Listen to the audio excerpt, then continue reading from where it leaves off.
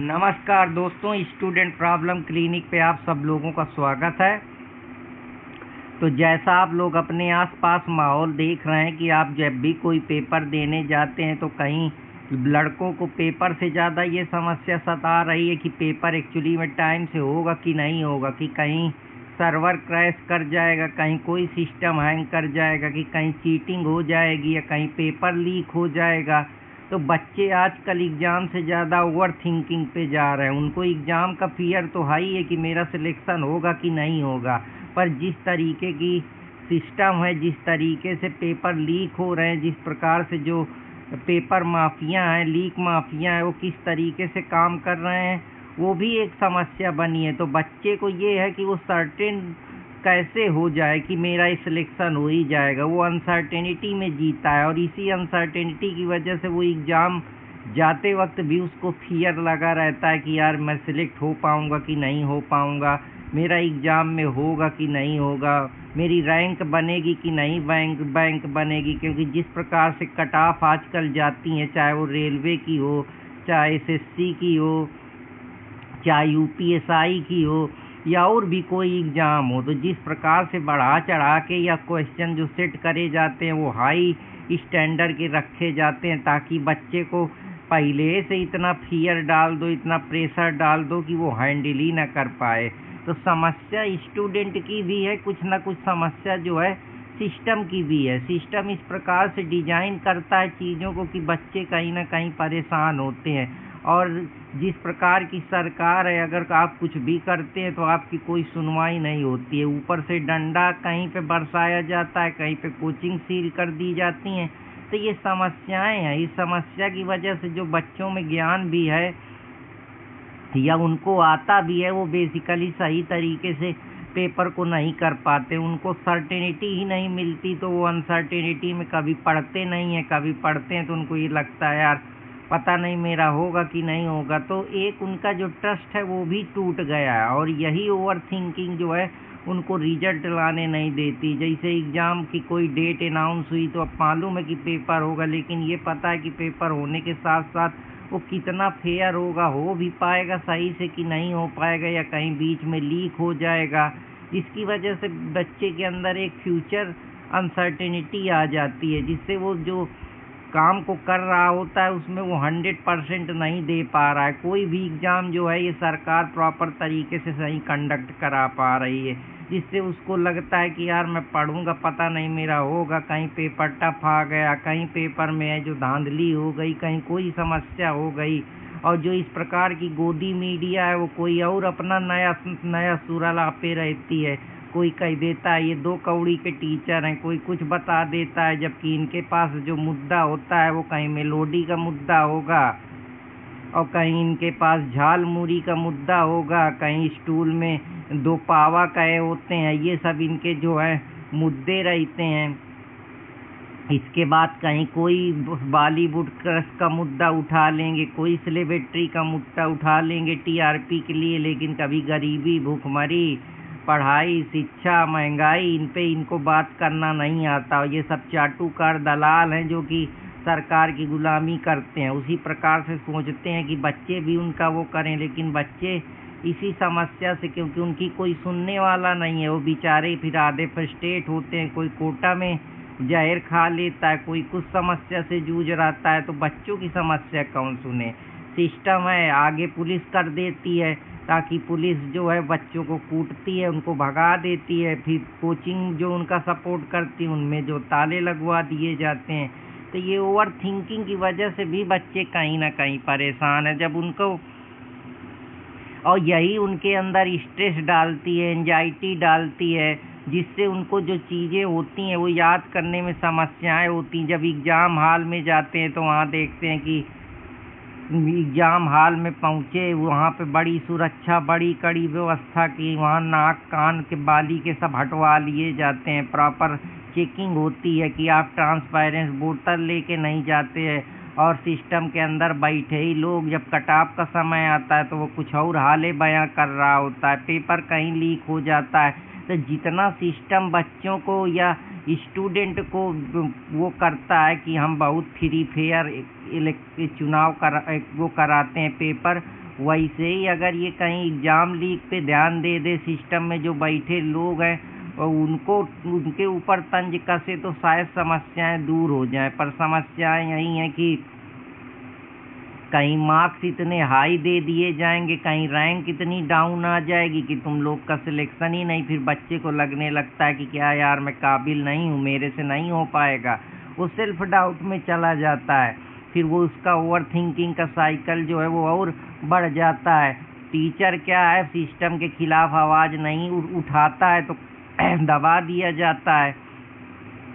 सब ये बताते हैं ये पढ़ लो, ये कर लो, ऐसे कर लो, डेली टारगेट बना लो, रिवीजन PYQ कर लो, स्मॉल चीज़ें कॉन्फिडेंस ले आओ, परफॉर्मेंस बेहतर करो। पर कोई ये बताता है कि इस सिचुएशन से कैसे निकलना है। पेपर लीक हो रहे हैं, उसके खिलाफ आवाज़ उठाने में लोगों को समस्याएं होती हैं। डर लगता है कि कहीं यार हमारा भी कहीं कोचिंग संस्थान ना बंद कर दिया जाए।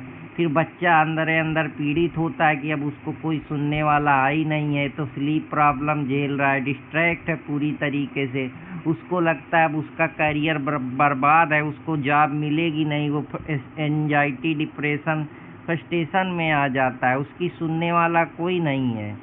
सब बताते हैं कि डिसिप्लिन, प्रिपरेशन, एक्शन पर सिस्टम के खिलाफ कोई सही तरीके से बात नहीं करता है। उनमें से आधे जो हैं एजुकेशन के नाम पे सिर्फ एजुकेशन माफिया बने बैठे हैं, बड़ी बड़ी कंपनियां बनाए हैं। उनको बच्चों से कोई प्रेम नहीं, उनको बस कोर्स बेचने से ये फलाना ऑफर, ये रैंक बूस्टर ऑफर, ये ढिकाना प्रीलिम्स बूस्टर प्रोग्राम, इसके बाद ये तांडव बैच, फलाना बैच, बस उनको बैच से मतलब है। बच्चों की प्रॉब्लम, बच्चे जो फेस कर रहे हैं, बच्चों की जो साइकोलॉजी है उससे किसी को मतलब नहीं है। तो स्टूडेंट यही सोचने लगता है कि यार मेरी ज़िंदगी में सब समस्याएं कहे आती हैं, मेरा ही सिलेक्शन क्यों नहीं होता है। पर वो ये कभी सिस्टम के खिलाफ नहीं जा पाता है क्योंकि वो अकेला पड़ जाता है। सिस्टम जो है उसको दबा लेता है। कोई भी पेपर लीक होता है फिर गोदी मीडिया आवाज़ नहीं उठाती है।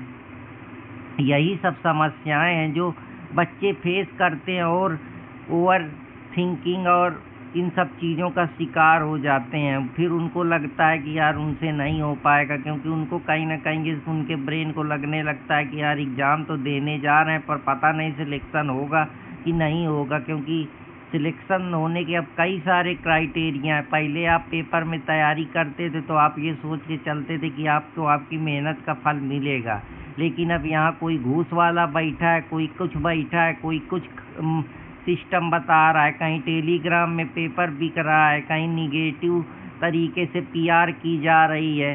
तो ये सब चीज़ें हैं। गोदी मीडिया इन सब चीज़ों की बात करेगा नहीं, उसको तो मेलोडी और यही सब चीज़ों से फुर्सत नहीं है। झाल मूड़ी फिर प्रधानमंत्री के बारे में बताने लगेंगे, उनके फॉलोअर को गिनाने लगेंगे। उनको देश प्रेम से कोई प्रेम नहीं है, सिर्फ ये सब चाटुकारिता करते हैं। यही समस्याएं जो हैं परेशान करती हैं। बच्चों को समझने वाला, बच्चों की साइकोलॉजी पे बोलने वाला कोई भी नहीं है।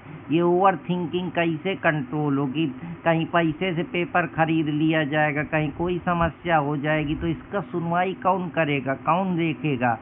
जो भी टीचर अगर आवाज़ उठाते हैं तो उनको लॉक कर दिया जाता है, किसी को डिटेन कर लिया जाता है, किसी की कोचिंग को बंद कर दिया जाता है। तो ये समस्याएं अब गहरी हो गई हैं। बच्चों में आक्रोश स्वाभाविक है। कहीं CUT का पेपर लीक होगा, कहीं नीट का। एक तो बेचारे दो एक साल तैयारी करते हैं, कड़ी धूप में पेपर देने जाते हैं, इसके बाद पूरी तरीके से रटते हैं, समझते हैं चीज़ें कि पेपर में अच्छा करेंगे, लेकिन पेपर में जाके कहीं सिस्टम क्रैश, कहीं सर्वर लीक, कहीं क्वेश्चन पेपर आउट, ये सब समस्याएं देखने को मिलती हैं, जिससे वजह उनके अंदर ओवर थिंकिंग, एंजाइटी, डिप्रेशन यही सब चलने लगता है। और उनकी सुनवाई को समझने वाला कोई नहीं है। बाकी जो आधे टीचर हैं वो तो उनको तो इससे मतलब नहीं, एक दो वीडियो बना देंगे, इसके बाद फिर अपने कोर्स बेचने में, रीलबाजी करने में बिजी हो जाते हैं। बच्चों से किसी को प्रेम थोड़े है, सबको कमाना है।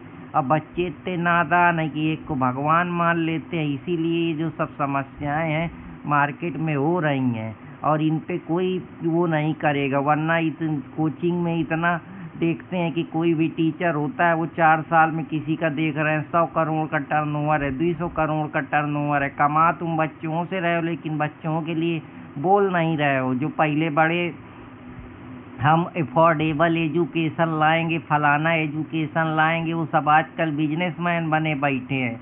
उनको कोई प्रेम नहीं है बच्चों से। वो लाठी खाएं, डंडा खाएं, वो धरातल पे झांकने नहीं आएंगे। बड़ी बड़ी कंपनियां बनाए हैं, लेकिन अगर कह दो तो समस्याएं गंभीर हैं। तो यही समस्याएं फिर तुम्हारे चैनल पे कोई स्ट्राइक मारेगा, कोई यूट्यूब को उड़ाने की धमकी देगा, कोई तुमको पीठ पीछे से जो बड़े बड़े बाउंसर हैं उनसे पिटवाएगा कि तुम अपनी आवाज़ ना खोलो। तो मैं बच्चों तुमसे यही कहूँगा कि तुम किसी को भगवान ना मानो, क्योंकि ये सिस्टम से लड़ना सबके बस की बात नहीं है। जहाँ FIR होगी, जहाँ पुलिस के रडार में आएंगे, सब भागेंगे जान दबा के। कमाएंगे तुम्ही से, लेकिन तुम्ही को ज्ञान देंगे। तो इस बात को समझिए, सतर्क रहिए। समय है, पर समस्या ये भी है ना कि तुम ही लोग हो, अभी कुछ कहते हो, लेकिन जब अभी चुनाव का समय आएगा तो उसी सरकार पे जाके फिर ठप्पा लगा के आओगे। फिर कहोगे सरकार बुरी। सरकार बुरी नहीं है, तुम ही लोग कहीं ना कहीं तुम्ही में कमी है। काहे तुम ऐसे वो करते हो? भगा बाहर करो ऐसे लोगों को। ये कोई भगवान है कि कोई राजदूत है कि इनको ठेका मिला है कि 100 साल चलाएंगे भारत को? भगाओ, करो जैसे जेनजी आंदोलन नेपाल में हुआ है, लेकिन उसके लिए हिम्मत चाहिए, जिगर चाहिए। तो यही सब चीज़ें हैं। अगर तुम ज़्यादा बोल दोगे तो तुम्हारे खिलाफ FIR, ED और ये सब चीज़ें फिट हो जाती हैं। तो सिस्टम तुमको जकड़ के रखे, तुम सिस्टम के बाहर कैसे जाओगे? कहीं क्वेश्चन आउट होगा, कहीं कुछ होगा, कहीं कुछ होगा। कोई कह देगा हम सिलेक्शन दिलाते हैं, और उस सिलेक्शन में क्या दिलाते हैं? एक का जिसकी रैंक आ गई उसी का फ़ोटो चिपका के 100 साल तक प्रचार करेंगे। और जो आधे बच्चे हैं वो मरते हैं, और फीस ज़्यादा से ज़्यादा जो है फीस लेंगे। अब बताएंगे कि हम तो बच्चों के लिए करते हैं। बस लूटना सबको आता है, एक्चुअली में धरातल पे करना किसी को नहीं है। जिसको करना है उसके खिलाफ जो है कहीं ED लगाई जाएगी, कहीं सिस्टम उनको बर्बाद कर देगा। तो समस्या ये नहीं है कि तुम होशियार नहीं हो, समस्या ये है कि सीटें लिमिटेड हैं, बेरोजगारी इतनी ज़्यादा है, होना आधों का है, उसमें आधे पैसा वाले बैठे हैं और आधे जो हैं वो मेहनत कर रहे हैं कि उनको फेयर वो मिले। पर सिस्टम में बैठे जो अंदर लोग हैं वो फेयर कहाँ चाहते हैं। जानबूझ के ऐसे क्वेश्चन सेट करेंगे कि आधे पेपर में क्वेश्चन के पैसे दो, फिर इसके बाद जब जानेंगे कि यार अब ये नहीं हो पाएगा तो फिर वो वैकेंसी कोर्ट में चली जाएगी। फिर 2-4-5 साल तक वो कोर्ट में पड़ी रहेगी, फिर रद्द हो जाएगी। इस प्रकार से तुम्हारा जो समय है वो निकलता जाएगा और किसी को कोई फ़र्क नहीं पड़ेगा। बाद में तुम फिर यहीं से शुरुआत करोगे। तो इस बात को समझो। कंपटीशन में तुम 1-2 साल फेयर अगर देखो हो रहा है तो हो रहा है, नहीं वहाँ से निकलो, कुछ और देखो। ये चूतिया फक चक्कर में न पड़ो, वरना बाद में पछताओगे। तो आशा करता हूँ कि आप लोगों को पसंद आएगा। अगर पसंद आए तो चैनल से जुड़े रहो, चैनल को लाइक, सब्सक्राइब और कमेंट करते रहें, और अपने दोस्त अर्पित कुमार इलाहाबादिया के साथ जुड़े रहें। जय हिंद दोस्त।